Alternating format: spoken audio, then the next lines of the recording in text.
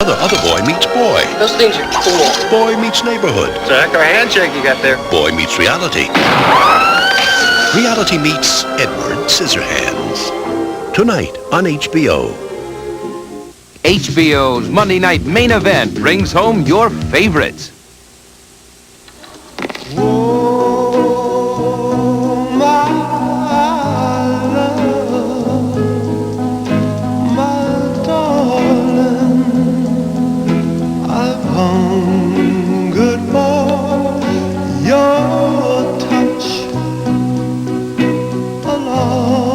Demi Moore, Patrick Swayze, Oscar winner Whoopi Goldberg, Ghost, Monday on HBO. What is HBO?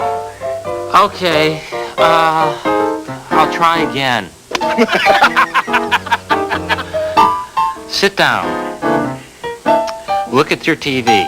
210. Good. That was great. You will see many different things. A whole new world will open up to you.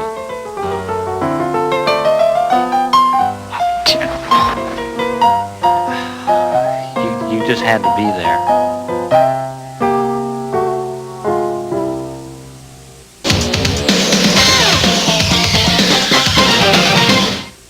Thank you very much, guys. Grand Canyon is a look at the issues that confront modern-day urban dwellers. And not surprisingly, many modern-day stars turned up at the recent Hollywood premiere of this thought-provoking film. I knew I can't make those movies anymore. I can't make another piece of art that glorifies violence and bloodshed and brutality.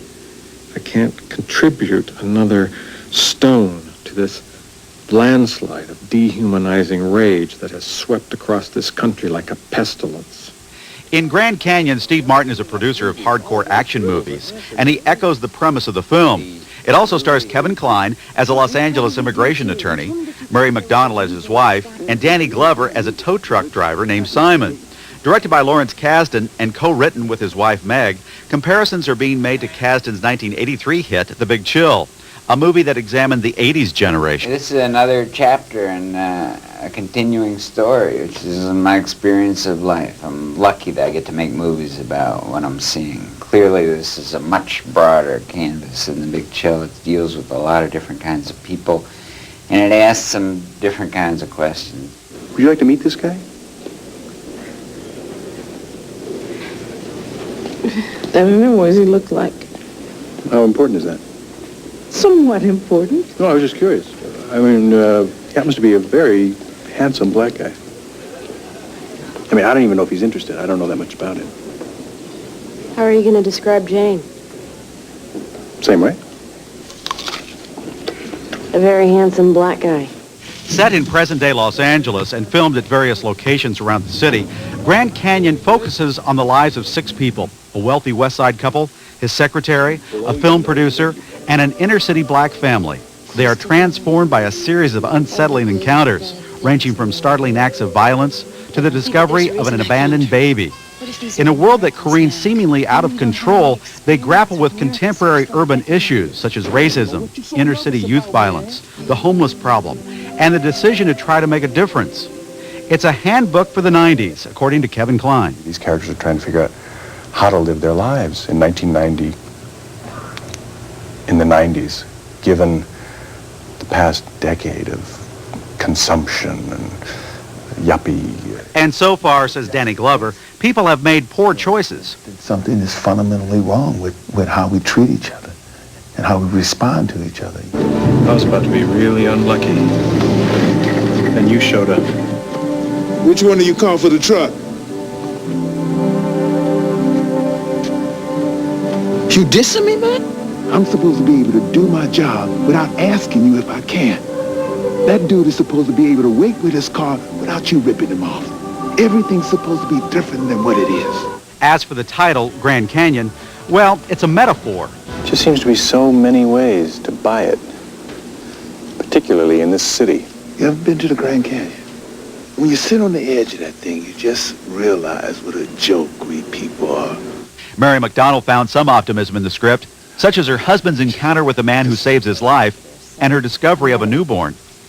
And when I read the script, I was really taken by the idea of the possibility of miracles happening to us if we're open to them. That really got to me, that someone was actually addressing that. So I'm not going to be dealing with this Simon guy the rest of my life. How do you know that? How do you know that this man isn't going to be your friend until the day that you die?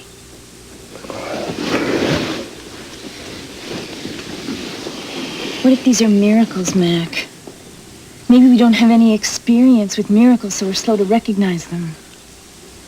Getting a terrific headache. No, you're not. I'm not? I'll tell you why I reject your headache. Please. Because it's inappropriate. Inappropriate. If I am right, and these events are truly miracles, then it is an inappropriate response to get a headache in the presence of a miracle. Director Lawrence Kasdan is banking on the fact that many American urbanites are wrestling with the same issues as his Grand Canyon characters. That, coupled with a release during the Christmas season, a time when many people find themselves soul-searching, will almost certainly guarantee that the film will have great impact. But Grand Canyon promises to entertain as well. Could anyone expect less from the likes of comedic actor Steve Martin? Well, we got a moment here. Maybe you can explain something to me I never understood. What is the theory on this handkerchief thing? I mean, after you blow your nose in it, you put it back in your pocket, and then you see someone in distress, and you, like, give them this gift from your pocket, and they're supposed to be grateful as they wipe it all over their face?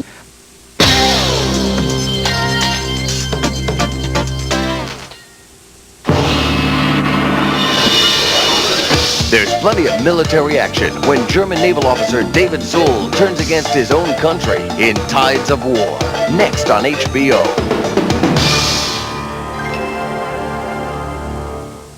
It's the kids in the hall. How was your weekend? We need our water. We need our milk. Now repeat after me. The Kids in the Hall, an all-new episode, premieres every Friday at midnight on HBO. Don't make me laugh. Do you know what male, women, explosive experts, meter maids, bounty hunters, private eyes, lottery winners, astronauts, and tax evaders all have in common?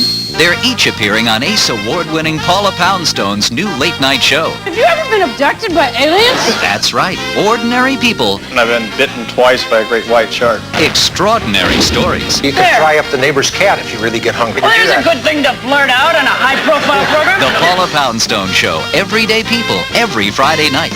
Premieres Friday, February 7th on HBO. On the HBO Comedy Hour, travel to the crazy world of Bob Nelson. No! I need toilet paper! He broke through as a young comedian. Oh, first I want to show you my grandmother. Cut loose on a one-night stand. Billy Bob Rubin, University of Texas, right guard. Now he's in the spotlight for his first HBO Comedy Hour. What's your sign? I'm a fishy. Bob Nelson. I know I am, but what are you? A comic force of multiple personalities. Use your head for once, you know? A lot of guys think with this, you know, but I use my head. With a unique perspective. Teacher used to always say to me, where are you going to go with that crap when you graduate, Mr. Nelson? Where are you going to go with that, huh? I don't know, HBO. Bob Nelson. Premieres Saturday, February 8th on the HBO Comedy Hour. Can you hear me? A hopeless case. Does he ever speak to you? Of course not. A dedicated doctor. What I know is these people are alive inside. A quiet miracle. Dr. Thayer, it's a miracle. Robert De Niro. You thought what you'd like to do today? I would do all the things that you people take for granted. Leonard, where are you going? Robin Williams. Leonard! Leonard! That's not waving, that's swimming! Awakenings. Leonard! Leonard! Premieres Saturday on HBO. Boxing means champions. Boxing means tradition. Boxing means HBO. Brace yourselves for the night of the heavyweights, live from Las Vegas. Michael Moorer, the undefeated slugger with the power punch. Lennox Lewis, Europe's heavyweight champ. A doubleheader spectacular. And ringside is you-know-who. You know where it happens. Moorer, Lewis. Night of the Heavyweights, Saturday, 10 Eastern on HBO. What have you got when you got HBO? Okay, it's like, have you ever, you know when you're... just gotta be there. You just gotta be there. You gotta be in front of the TV to see what I mean. Hello.